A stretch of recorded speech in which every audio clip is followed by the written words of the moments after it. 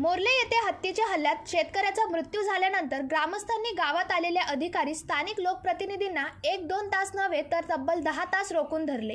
दोडामार्ग तालुक्यातील मोर्ले गावातील हत्तीच्या हल्ल्यात लक्ष्मण यशवंत गवस याचा मृत्यू झाल्यानंतर गावातील ग्रामस्थ तसेच तालुक्यातील इतर ग्रामस्थांनी हत्ती पकड मोहीम राबवा, अन्यथा तुम्हाला इथून बाहेर जाऊ देणार नाही आणि आंदोलन मागे घेणार नाही अशी भूमिका घेतल्यानंतर राज्याचे मुख्य वन्यजीव रक्षक तथा प्रधान मुख्य वन संरक्षक एम श्रीनिवास राव यांनी दोडामार्ग तालुक्यातील मोर्ले गावातील ओंकार नावाच्या वन्य हत्तीला बेशुद्ध करून प्रशिक्षित हत्तीच्या साह्याने पकडण्याचे आदेश दिले आहेत।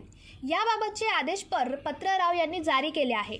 अखेर तब्बल 10 तासानंतर आंदोलन मागे घेत वन अधिकारी, तहसीलदार, प्रांताधिकारी, पोलीस अधिकारी, लोकप्रतिनिधी यांना जाण्यासाठी मार्ग मोकळा करण्यात आला। हत्तीच्या हल्ल्यात ठार झालेले लक्ष्मण यशवंत गवस यांना तातडीने 10 लाख रुपये व इतर रक्कम 2 महिन्यात देण्याचे वन विभागाने कबूल केले।